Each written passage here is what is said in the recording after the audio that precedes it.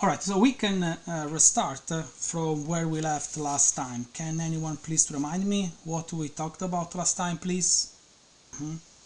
We kept talking about the energy method, and in the first time we introduced the energy method, we used it to find the equation of motion of a certain system. What we did last time was to use the energy method to directly find the natural frequency of a certain system. And we still started from the concept of energy method. I'm going to share the screen so everybody can see it.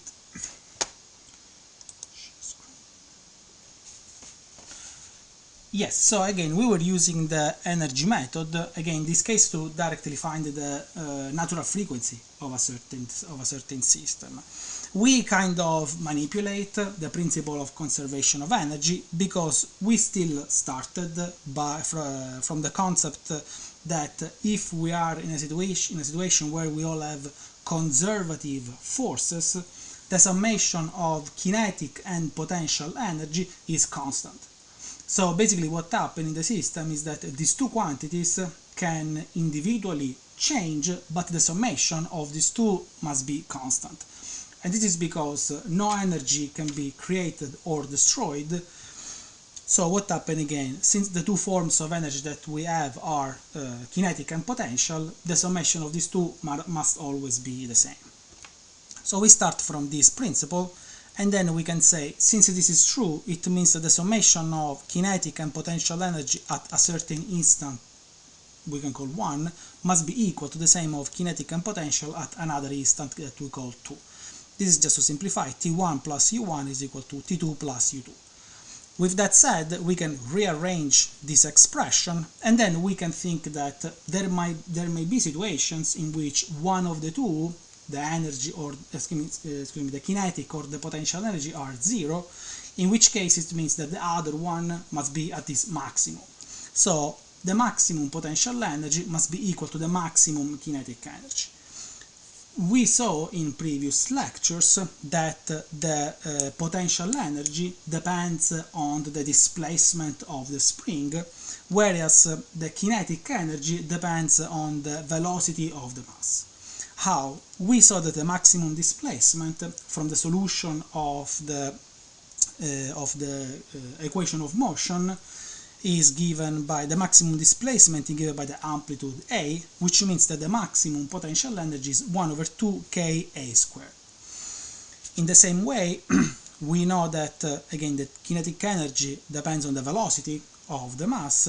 We also saw in previous classes that the maximum velocity is given by A omega n, which means that the maximum kinetic energy must be 1 over 2 m A omega n squared. We can take these two quantities, we can plug here in this expression that we wrote before. When we plug here, we have 1 over 2 Ka squared equal to 1 over 2 m A omega n squared. We can simplify because we can get rid of 1 over 2 because we have on both sides. We can get rid of a squared and a squared. So what we are left with is K equal to m omega n squared, which means that if we rearrange, we can directly find that natural frequency omega n is equal to square root of K over m, which of course is identical to what we found before. Any question about this? Alright, if there are no questions, then we looked at an application for this. So in this case, instead of having a block connected to the spring, we have a disk connected to the spring, and that disk can move back and forth. In this case, what we have to do is also find the natural frequency. We know that we have no slip condition in this case, and we can apply the same concept. In this case, the kinetic energy is summation of rotational and translational. Rotational energy is 1 over 2 j theta dot square. Theta is the angle of rotation, and the translation is 1 over 2 m x dot square. From the no-slip condition, we have the relation between the two quantities involved in this problem, which means x and theta, which means also that theta dot is equal to x dot over r. When we plug this here we have that the kinetic energy is 1 over 2 j x dot square over r square plus 1 over 2 m x dot square. We can plug the expression of the maximum velocity, omega n a. When we plug it here, we can simplify, and this is what we obtain for the maximum kinetic energy. For the potential energy, what we have is the elastic potential energy from the spring, and we have 1 over 2k x max squared. We know that the maximum amplitude is maximum displacement is the amplitude, so we can plug a here, and then we can do the same thing. Since we have this expression for the kinetic energy, this expression for the potential energy, we can equate these two, simplify, and when we rearrange, we can find the expression of the natural frequency for this system. K over square root of k over j over r squared plus m. Make sense? Any question about this problem?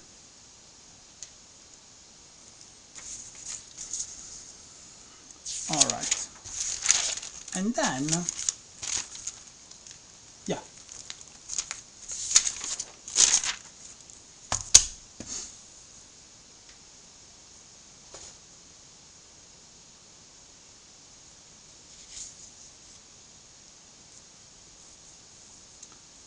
What do you mean?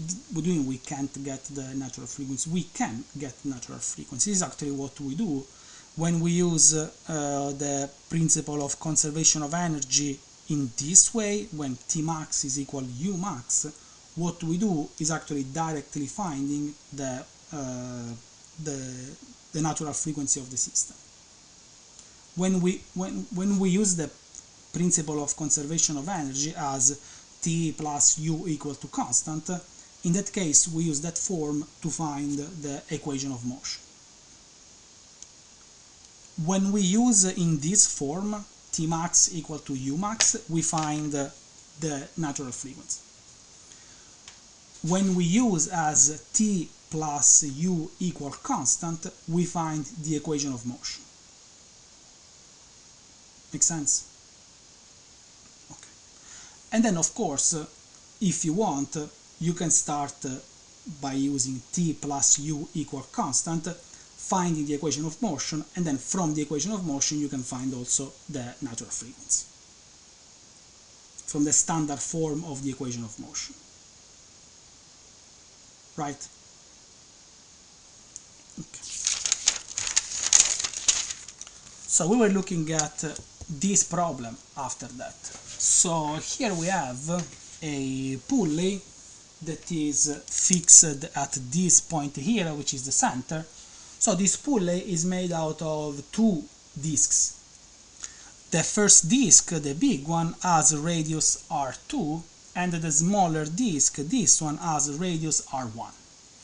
The top, like the big disc, is connected directly to a spring, to a horizontal spring, and the small disc is connected to a mass m.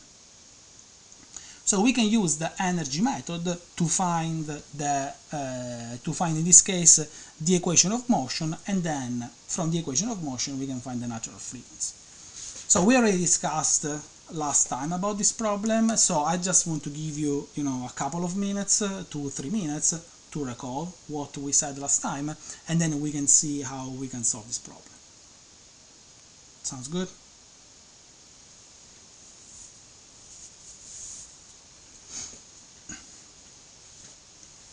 Right, I think we can start to work at this all together.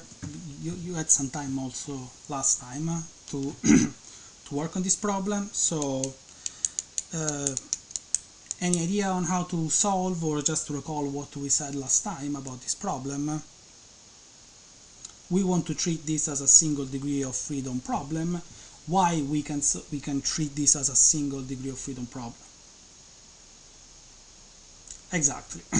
And also, so you said that since the spring is moving in the x direction, is connected to the disk, which translates that motion in a vertical motion because of this rope.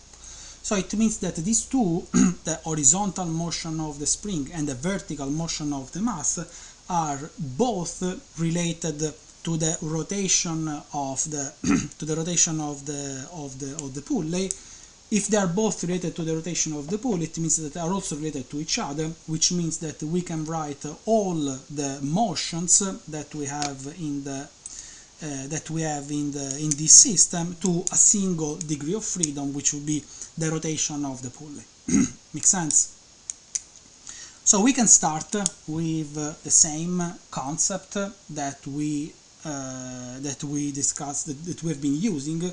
So with the energy method, we know that the summation of kinetic and potential energy must be constant. So now it's a matter of expressing the kinetic energy and the potential energy. So let's start with the kinetic energy. So how many forms of kinetic energy do we have? We have two forms of kinetic energy. One comes from the mass, this block here, which has its own mass. So we can write, and we can correlate the kinetic energy of the block by looking at the velocity, the translational velocity of the block. So we have 1 over 2 m, and for now we can relate to the y coordinate, so y dot squared. But we have another contribution to the kinetic energy. Which one is the other contribution to the kinetic energy?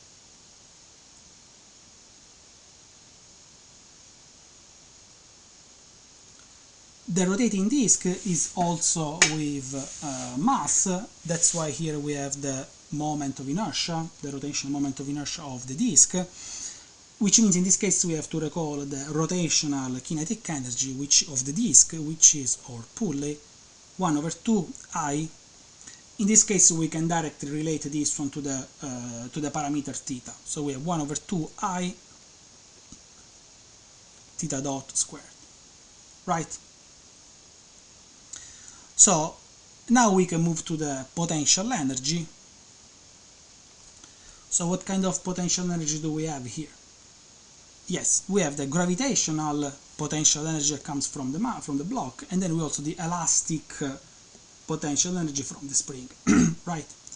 So the two can be written as follows. So we have 1 over 2 k, and then we have to, when we look at the stretching of the spring, we have to consider the static displacement and the dynamic displacement. So we can call them delta x, which is the static elongation, because at some point when the mass goes down, the spring will be stretched, so the spring will exert a force that is opposite, so we'll try to pull it back up. So it means at some point there will be equilibrium between these two forces. So we have to include the static contribution. So we have 1 over k delta x plus x squared, and then we have to consider we have minus m g delta y. We have the negative sign because y is going downward, so it means that when the mass goes down, there is actually a decrease of potential energy.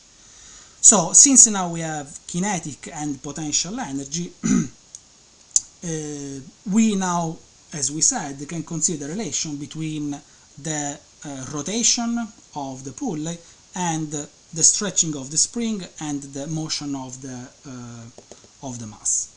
So let's write these relations. Of course, these two are related to each other through the small radius and the big radius. So we can write the following relations. So for y, we have this is equal to r1 times theta, which is again the rotation of the pulley, and then we also have for sure that y dot is equal to r1 times theta dot.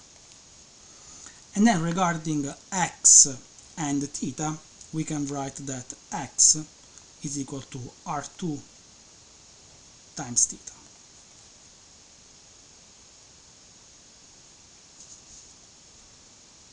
Makes sense. In this case, we actually only need x, because here we have x, we don't really need the derivative of x, like for the y.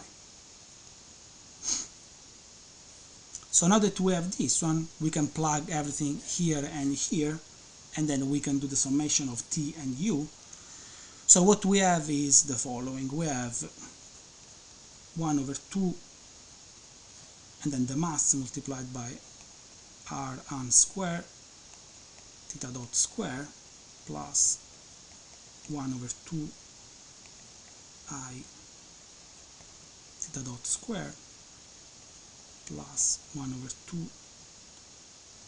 k, and then we have r2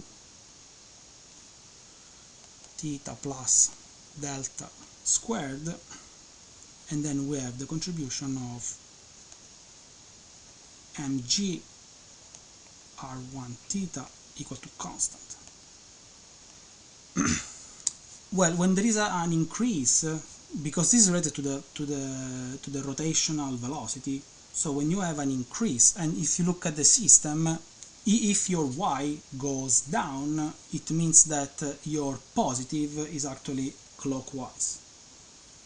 Because when you have that your y goes up and x goes this way, your positive rotation would be this one, if you use the right hand rule.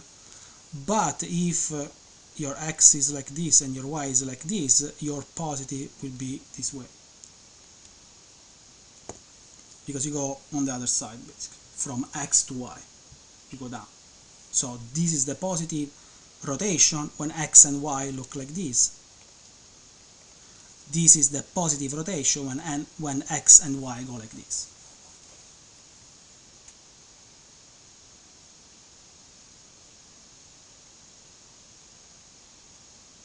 Because in this case, when you have an increase of this one, your energy, because you always look at the reference, like the original position, in comparison to what happened when you increase the coordinate.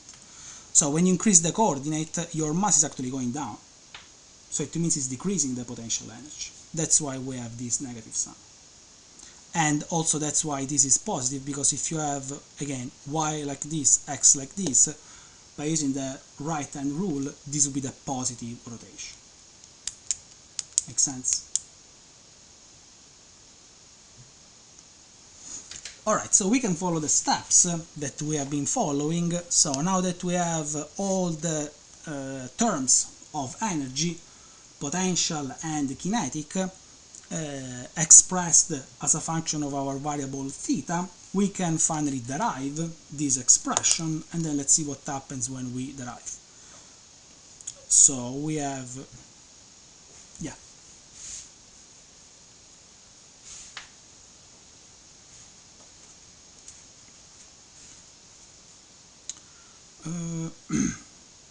Well, we will see that actually now we are going to remove this, because this will be basically, when we do the derivative, we can see that this term here will be balanced by the gravity term.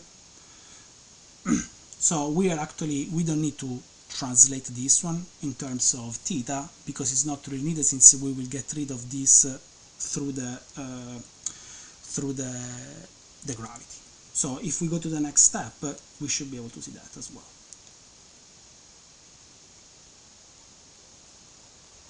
So again, when we do the derivative, we have 1 over 2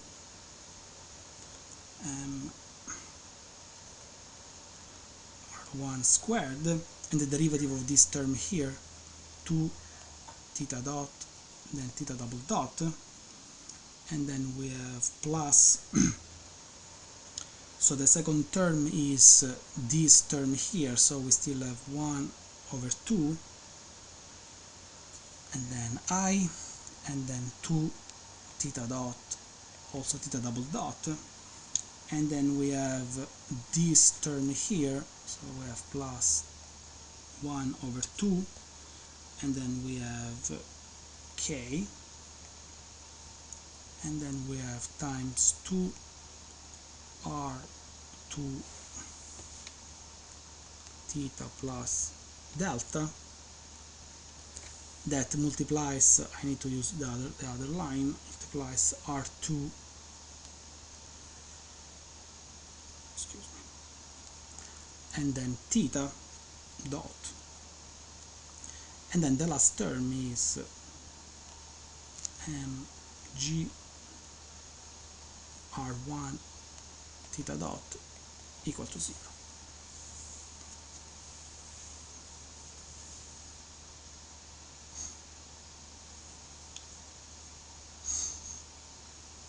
So I need to go to the other page. You will still have this on your notes. So we can now divide all the terms by theta dot because it shows up in every term.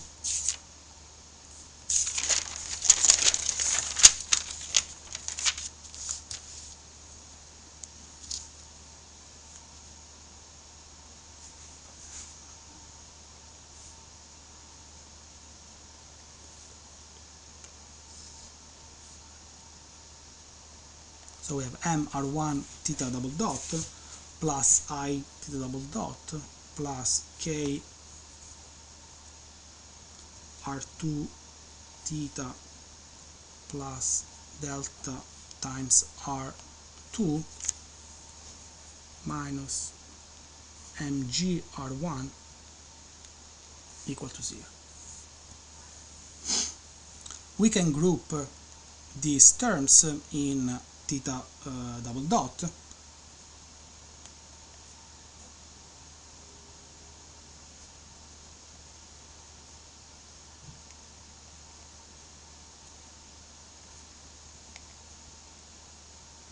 So here we can multiply k r2, I think this is squared because we multiply by this r here, so r2 squared theta plus k delta r2 minus mg r1 equal to 0.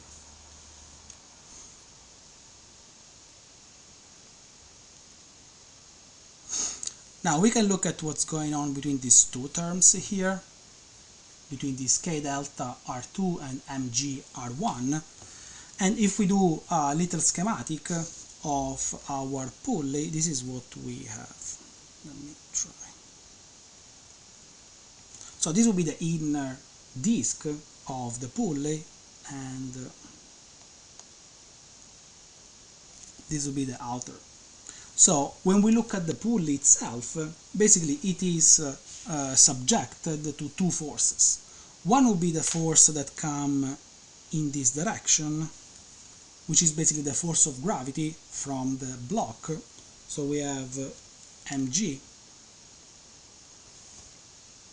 and then we also the force that comes from the spring that is pulling back, because when the disc tries to rotate the disc in the clockwise direction, the spring is trying to pull the disc back in the counterclockwise direction, so it's pulling in this way.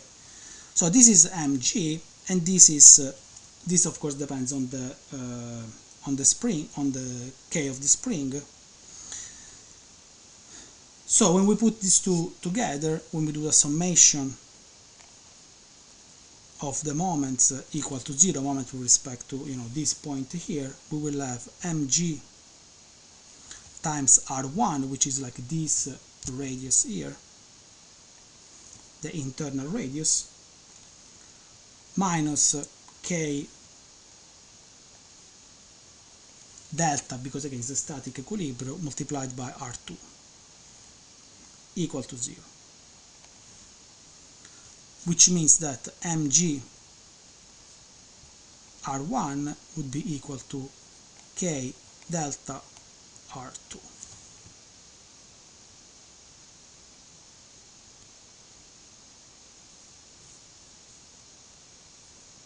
So again, when we do the equilibrium of moments, we have the moment of this force with respect to this point here, which is the force mg multiplied by the radius r1, the internal radius was r1, and then we have this force here, which comes from the spring, which is in the opposite direction, so that's why here we have like a negative sign, and which is the force itself, so kappa delta, multiplied by r2, which is this distance here, the distance between the force and the center of the pulley. So we put these two forces together. Of course, again, we are looking at the static equilibrium, which means that we look at summation equal to 0. When we put these two together, we have mg r1 equal to k delta r2. If we go back to the previous equation, we have exactly these two terms, k delta r2, and then here we have mg r1. So since these two terms are equal to each other, one is positive, one is negative, we can remove them from the dynamic equation of dynamic equilibrium equation, which is the equation of motion. So once we get rid of these two, we have theta double dot m r1 plus I plus k r2 squared theta equal to 0.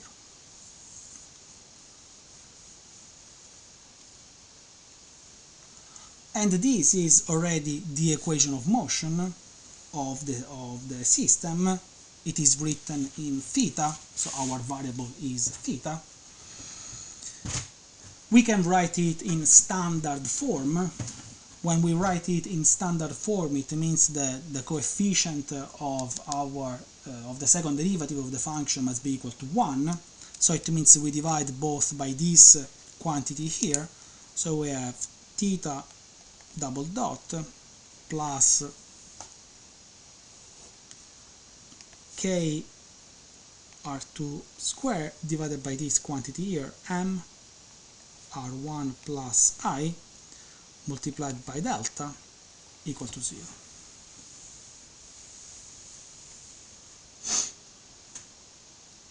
So now this is the equation of motion in standard form. From the equation of motion in standard form, we can also obtain the natural frequency, which is basically the square root of the coefficient of the first order term. So omega n equal to k r2 squared